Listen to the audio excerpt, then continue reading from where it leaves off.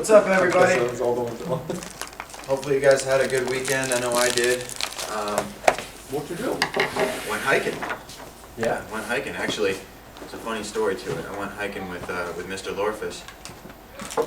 This is a picture from this weekend. That's me and that's Joe. You can't see it, but it's him. Yeah. So we went on a couple-day trip. We were out pretty deep. Camping like 8 miles in off the road, and then did about 20 miles over the course of a couple of days. So it was a big weekend. Big weekend. A lot of walking. Yeah. The thing is, I ran into a little bit of a snag. Mr. Orfus will probably tell you. The trails were looking a little bit like this, real rocky and kind of slippery. And so as we're hiking along, Mr. Lorf has been hiking for a long time, so he's real good. He's real confident. He's kind of picking up the pace and going quick. Well, he gets a little sideways on one of these rocks and slips, and boom! Oh, my arm. Falls and broke his arm. You're fixed So- already? We took him. We took care of him. Actually, the only. We got him to the emergency room, but it's quite a story how it happened. This is his X-ray. He had a fractured ulna, which is one of the 2 bones in your forearm that runs on the pinky side. You may be familiar with it as the knife. It's a nasty thing to break when you're 8 miles away from the nearest road. Hurts. Mr. Rodman, you're familiar with the phrase "the golden hour"? Yeah. Okay, well, we were what's called beyond the golden hour. The golden hour refers to the first hour after somebody's injured, like critically injured. And it's called the golden hour because if that person can be treated within 1 hour of their injury, their likelihood of recovery increases dramatically. But if that is impossible, like in this scenario, then you have to resort to some different measures to make sure that that person is going to receive the best treatment they possibly can. So why am I telling you all this? Well, what we had to do for Mr. Lorfus out there on the trail is I had to improvise for him a splint and a sling to make it so that he could get out of the woods. Now we're not so deep and so dire that we're going to be calling in air support and flying away to the nearest hospital. That wasn't realistic. So he had to walk out with a broken arm. So how do you spot a broken arm? How do I know this is broken? And it's not just a serious sprain or something like that. Well, there's a few ways that you're going to go about identifying a fracture. For one, you want to ask the person, did you feel or hear anything pop or snap? And he said, well, I don't know, maybe, I think I did. So I'm looking over his arm. I'm just giving it a quick inspection. I said, yeah, can you bend it at all? No, he can't bend it. Can't bend it. He said, I can't move it at all. He's kind of guarding it. He didn't really want to let me look at it. So that's a good indicator right there. And already, just a couple minutes after the fall, I noticed that there's starting to be a little bit of swelling and some discoloration. And so I start down here, and I'm just kind of feeling his arm. Yeah, I hit one spot, and he says, "Ow!" I said, "Does it only hurt right there? Does it hurt in these other places?" He said, "Just hurts right there." So you have swelling and bruising happening immediately. You've got acute pain, and you've got some guarding. You've got the mechanism of injury is potential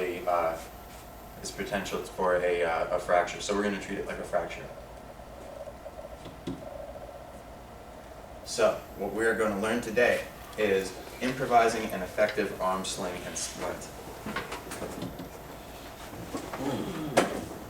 Yeah. So this is what an arm like Mr. Lorfus would look like. Like we already looked at, you're gonna hear or feel a crack or pop, that acute pain, the swelling, and bruising. This person is gonna be in for some trouble. Now, okay, so we know it's broken. When we have access to an ambulance or an emergency room, the rig that you come up with is going to look a whole lot different, but when all you have is what you got in your backpack between you and the people that you're hiking with, your resources become much more limited. So what goes into making an effective splint? We're talking about basically bridging a gap now. The fracture is a gap, and we've got to create a bridge that's going to now allow that member that is supposed to be rigid to move. We don't want it moving anymore, and there's a couple of reasons for that that we'll get into in a little bit. So the splint consists of a rigid bracing member, and in the case of a forearm, we want to go from the joint on one side of the break to the joint on the other side of the break. All the way from the elbow to the wrist needs to be immobilized by something rigid. There's going to be the shoulder sling that is going to hold this in an elevated position where it's not going to be down. For one thing, you risk getting blood clots and things like that, but you want it to be held up in a position where it's going to be in close. That's also that last bit, suppression member, kind of wrapping this thing down. The reason for that is if we didn't tie that down and we just had it kind of hiked up, and Mr. Lowerface is stumbling out, and he's not feeling so good, he's feeling a little woozy because he's been injured, and he slips again, and he goes to fall. Instinctively, that arm's going to want to come out and catch. We don't want to catch with that arm. We stand a whole lot better chance of falling on a shoulder or a hip or something like that, and kind of taking that fall that way, than to try and stick out your broken arm and try and catch yourself that way. So we don't want to wrap that thing in. So when we're making a splint for an arm, there's a few things that we got to consider. For one, it's got to be padded. Any voids that are in there, you kind of want to pack in there. And if you're talking about backpacking, you probably have some clothing and things like that you want to pack in there. Exposure. Is this winter time? Do we want to, do we want to leave this person's arm or fingertips exposed to potentially hazardous temperatures and conditions? Things to think about.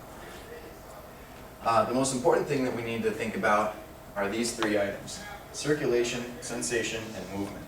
We're going to call them CSMs from here on out. That's the first thing after I looked at Mr. Lorface's arm and I determined that it was broken. The first thing I did was I checked for circulation, sensation, and movement. So, Joe, would you hold out your arm, please? When we're talking about these things, we're looking for them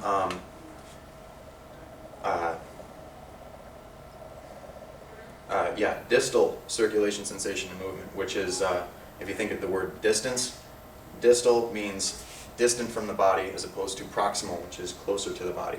So distal CSMs mean circulation, sensation, and movement away from the injury. So we could go down to his fingertips, and if we're checking for circulation, we want to make sure there's still blood flow down here. Give a push on his fingertip. It's going to turn white, and it should turn back red. If it doesn't, if it stays white or it goes back really slow, there's a circulation concern there. Sensation. Don't let him see. Which finger am I touching right now? Middle. Okay, so we've got some sensation. And can you move your thumb for me, please? We have movement. Okay, so Mr. Grove. So if there was really bad circulation and no sensation, would that be kind of closer to a situation where you want to call somebody to come fly you out? Like if your hand's turning purple and you're still like 20 miles deep. We're gonna talk about that. So you're right. You raise a good point. That's something that you really need to be concerned with. If there's poor circulation or poor sensation, the most likely thing in this scenario is that fracture that we saw has pinched either a nerve or a blood vessel. So when I was checking his circulation, it was poor. It wasn't great, he wasn't getting that capillary refill that we're looking for. So what I did is apply what's called traction in line. You gently pull in the natural direction that bone is supposed to go, and anything that's trapped by that broken bone is going to be released, and then you can release that pressure. You're not setting the bone. What you're doing is applying traction in line. Setting the bone means putting it in a position to heal, and that's not what you're doing. What you're trying to do is return circulation, sensation, or movement. So after applying traction in line, you would check for those 3 things again.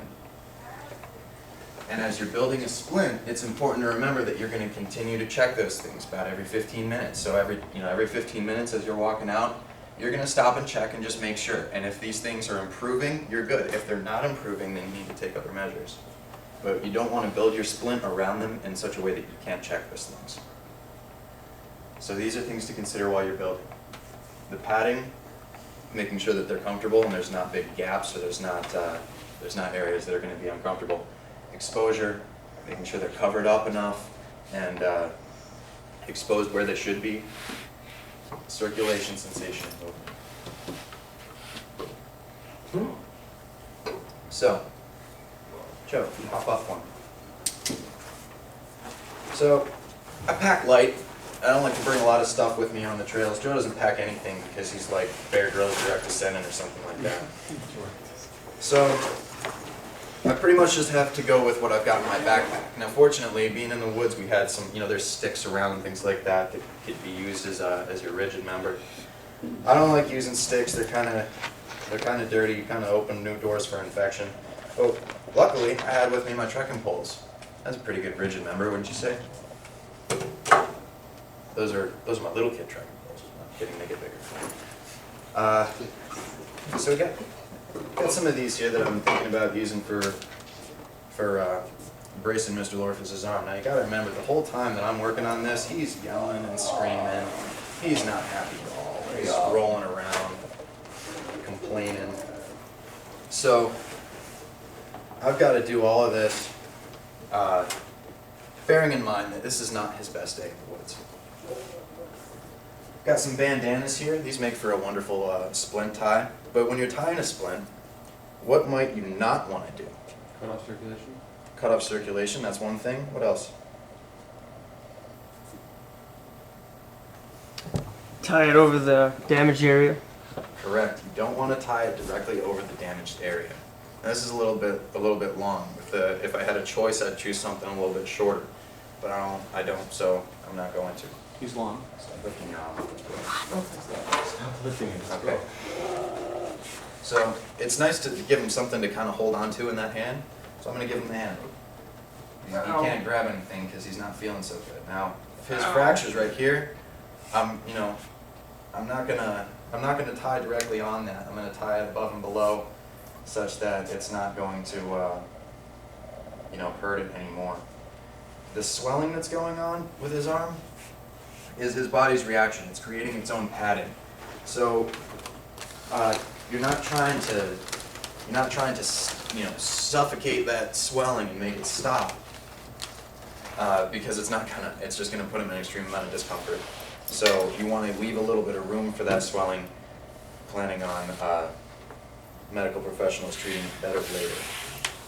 If you have the ability to ice, if it is the winter time, putting a baggie of ice on that will help control that swelling, and it'll make him more comfortable. Just remember, as if you're icing at home, leaving it on there for too long isn't good, and alternating with rest, with ice and rest is going to produce better results than icing it straight for the whole 8-mile walk out. So you want it snug enough that if he sneezes or something and instinctually moves, that this arm isn't going to, this brace is going to hold up. It's not going to allow his broken arm to move much. So now I need to come up with some way of slinging this arm up in that elevated position. Had some long sleeve clothing, so I'm going to wrap it up. This is also going to be serving as padding. Smells good. Okay, hold that up right by your heart. Thank you. If you're using a trekking pole, be careful about that pointy tip and stuff.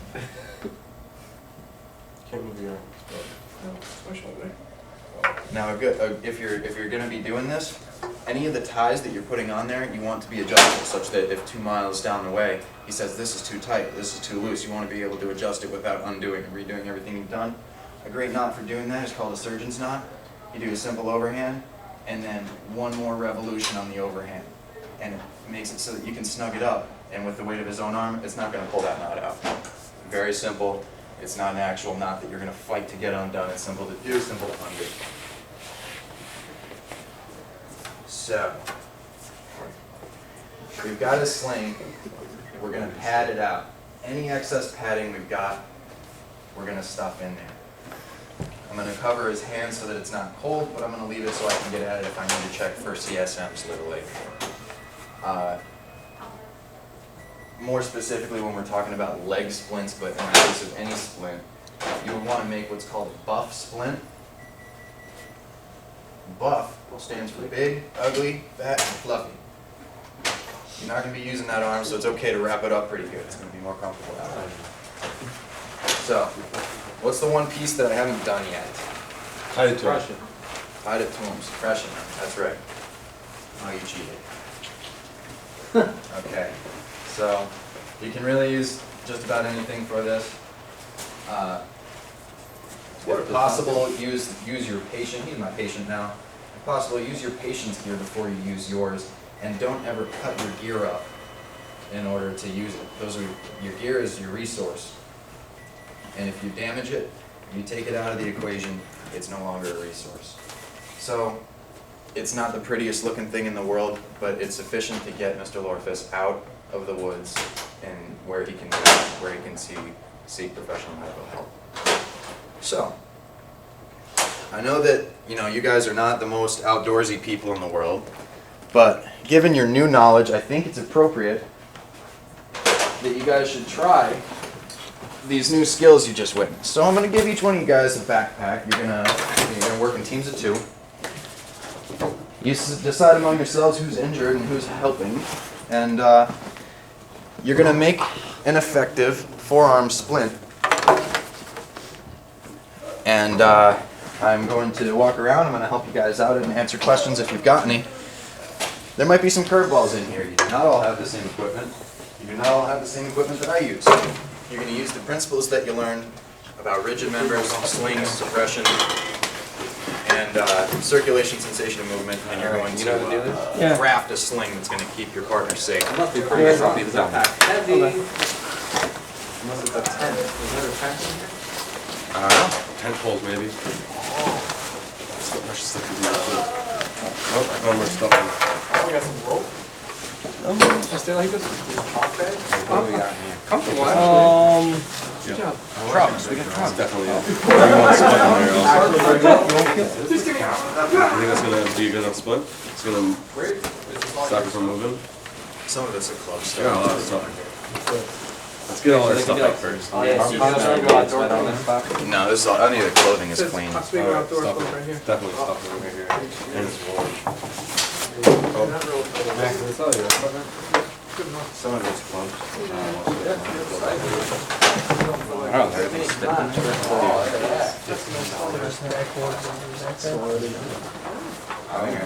Yeah. No. Alright, so Okay. I guess this is that rigid member Yeah. and the padding all in one shot. You can't get to There you it. go, just like that. Any drugs in here? What do you mean I can get that? Next question. You're covering up the area that's damaged, Oh, yeah, I mean. so you can't assess it or No. seriously get there. We got it back. We got it back. 10 also. Oh, so you guys are rock climbing this weekend. Apparently. Nice. Is that what that means? Yeah, you appear to have a whole bunch of climbing gear. It's coat. My arm is Hey, shut up over there. Assume in this scenario that you have, multiple hours before you're able to find professional medical help. Who's getting braced? So You're you? not gonna run into anybody else. You guys are rugged backwoods men. And you're not where other people go. You're not gonna find anybody else who's an EMT on the trails or who's got a trauma kit with them. Like You I gotta do. do this for yourselves.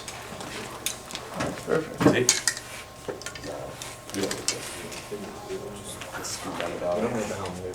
Who's gonna take? Are you gonna take? Or tied. Take me out. Kind of like. That'll be what we'll tie you to do, probably, or the, yeah, that's a big deal. Especially if it's gonna be raining. when you walk in.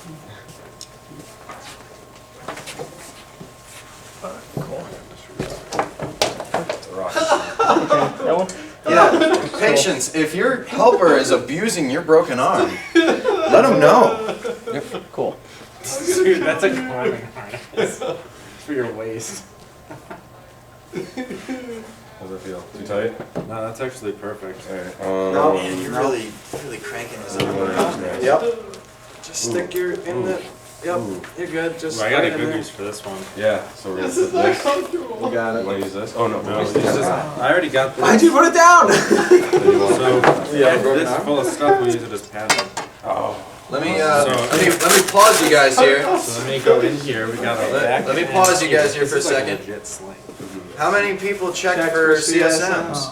Did you check for CSMs? Oh, jeez. Nope. Get this back Did out of you? here. We need to check. Yeah, we No. did. We gotta check. Good. Alright. So how do you know if you have to wanna apply say traction? back. Yeah, I Nothing- Does it hurt now? nothing in my- No, oh no. Alright, well. Oh no. Pull her out. Nice. Now just pull my arm. Oh, Too slow. do that. Okay. What finger am I touching? Don't look. Good. Thank you. Alright, Alright, we're good. good. Alright, hold on, let me. Yo, I'm bringing bandages next time. Oh no. I think you're alright. Oh my god. Okay. This is pretty. I like pointer finger. This whole gator sling thing. Yeah, this thing's pretty legit. I Wish we had. This thing is perfect. Just jam it with full stuff and you got a cast. Got a tent pole in there. Got straps to tighten with. This is better than the sling I had when I had a Alright, program. this is gonna hurt, dude. Yeah, it's definitely more comfortable than Stuff. when it's not the good job. Yeah, at that point though, you have a real broken arm and nothing's. I had one with like belt buckles to keep my arm like stuck in me. What? That sucks. I'm in there right now. We don't do Cool. this. It's Yeah, you're supposed to be in class. That's how it goes. Yeah. Yeah, Oh, that's nice, huh? Is that piece of cake? Yeah. No, I take that. That was long enough. I remember. comfortable already. After bite stuff. Insect bites. It doesn't You guys matter carry how much. EpiPens with We're gonna set it next to the swampy spot. Do you carry EpiPens with you back or no? Is that it? August, early August. August, early August. It's only gonna hurt a little bit. And it's But afterwards, Oh, no. You ready? Hey, you want us to undo it when you're done? No, I want to see it. I want to see it finished. Uh-oh. I want to go around and have a look and Check everybody's splints out. To deal with You you. can't tie a knot. Just Tie a strangle lot. it and then you'll pass out and I'll go get an Let's egg. put this. My arm Splint. really hurt. I'll run fast. We're going all out here. Wilderness first aid. I'm actually right across wilderness first aid. Dude, this is It gonna hurt. There's no You gotta written scream number. right now. hurts. Yeah. I broke my arm. Alright, so what do you wanna do? It's up to you. Tie me got up. 2 minutes. Okay. Ooh, that's nice. This would be good. They remind me of the 80s. Fluffy jacket. How do I wanna do this? We could use the actual form of the jacket. Put two persons pen before. No, check this out. Open it up. Unzip it. I feel like I'm wearing a dress. Oh, yeah, good call, good call. You look sharp. Yeah, it's gonna be too big. You're alive. Right there. How are you gonna? I want to see what Matt's got. Careful with that broken arm. I was gonna say, you got quite a bit of mobility there for Mine's being professional. so severely I'm injured. pretty good. Whatever you got on your back. High tolerance for pains. A lot of hide. Nothing. Yeah, you gotta hide all. Are you an active user? You could use this. Yes. Something. This is my first rodeo. Shut up. Now loop it again. Oh, quit your belly aching. What's that? This is perfect. Is there anything better to tie that thing on with? Probably. There's rope right there. I don't want to use the rope. No rope, no webbing, no nylon lashing for you. Oh, that's what this is? He wants me to be in pain. It seems like he's really putting you through the paces Honestly, here. this is doing double duty because it pulls it tight to me. I think we're done. Oh boy. Yeah, this is, I'm good with this. Oh boy. It's kinda low though. I'm gonna give them just a couple more minutes I to think I'm gonna piss off try and the fix Matt Scott up here. Yeah, now we I can. don't know if mine's tight enough. I don't think it is. I Here, think I'll we walk should go around and upstairs. I'll have a look at Yeah, his yeah, splits yeah. here Yeah. while we're It's waiting. like a, Tighten it up. yo, so,